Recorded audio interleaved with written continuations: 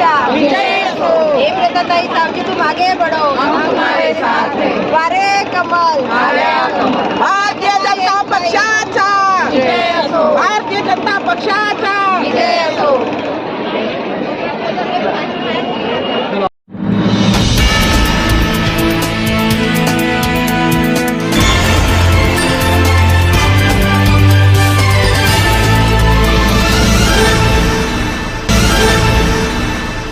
सावजी महादुला नगराध्यक्ष पद की उम्मीदवार। क्या बताएंगे, आपको पार्टी ने जो जिम्मेदारी दी है किस प्रकार की आप जिम्मेदारी निभाएंगे?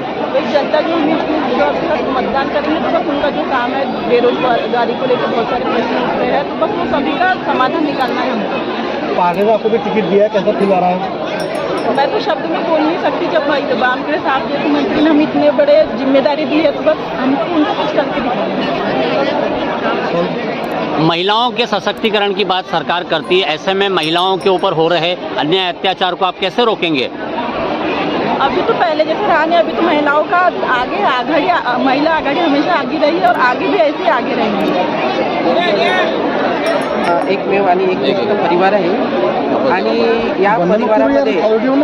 या परिवारामध्ये अनेक महिला सगळ्या काम करत आहेत आणि सगळ्या महिला घरोघरी जाऊन सर्व विकासाचे कामं रिजवीत आहेत।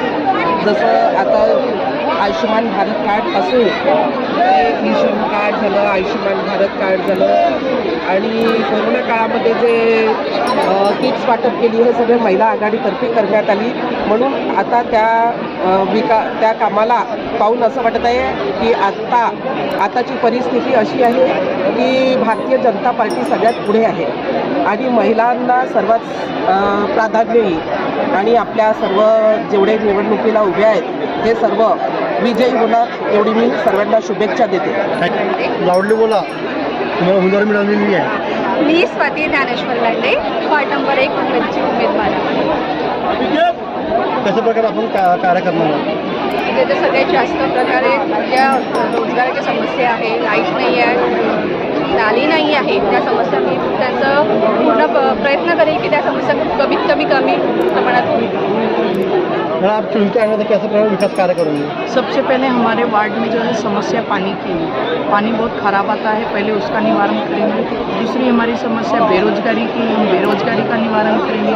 तीसरी समस्या हमारे इधर गार्डन नहीं है, गार्डन बेसिक नीड तो गार्डन नहीं, एक समाज भवन की आवश्यकता है, समाज भवन का निवारण करेंगे। इसी के साथ जो साहब ने उनको विश्वास के साथ ही एक उम्मीदवारी दी है, इसी विश्वास के साथ ही हम उनको जीत देंगे। धन्यवाद। माझे नाव गंगा विजय जैन आहे, मी वार्ड नंबर 8ची उमेदवार आहे। आपण कसा प्रचार सुरू आहे, तर तुम्हाला जनतेच्या काय प्रतिसाद मिळत आहे, काय सांगणार तुम्ही? आमच्या वार्डामध्ये तर जोरात प्रचार सुरू आहे आमच्या आणि जनतेचा पण भरपूर प्रतिसाद आहे आम्हाला। तुम्ही निवडून आल्यानंतर तुम्ही काय विकास कार्य चांगला करणार आहे? आमच्या वार्डातील ज्या समस्या आहेत त्यांचे आम्ही विकास कार्य करू आणि सर्वांच्या समस्या सोडवण्याचा प्रयत्न करू। तुमच्या वार्डामध्ये परत एकदा ऑपोजिशन पार्टी पण उभी आहे, तुम्ही त्यांना कसं मात द्याल?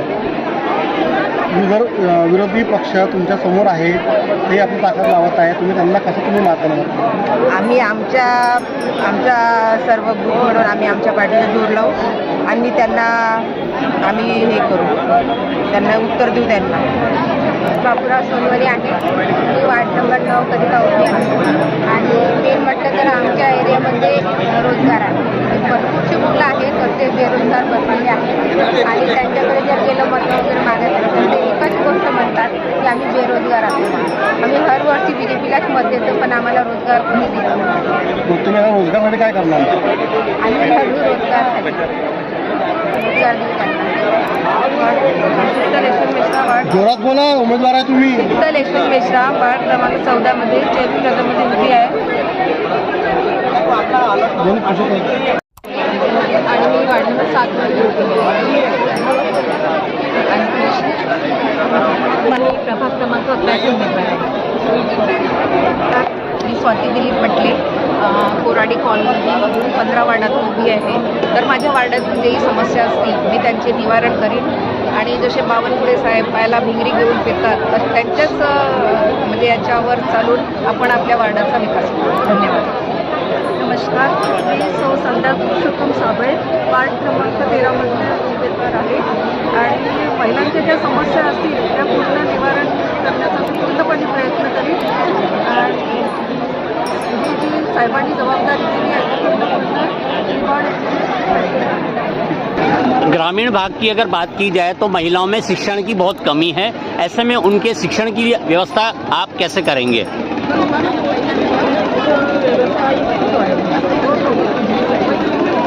लोकांना एज्युकेशन मिळणार लोगों को एजुकेशन मिलेगा, हम इसके लिए आगे जो आएगा वो करेंगे। आपने इसके लिए कोई रणनीति बनाई है? अभी तो देखो रणनीति बनाने के आगे हम सब कुछ करेंगे, जो कुछ रणनीति है सब पे काम करेंगे।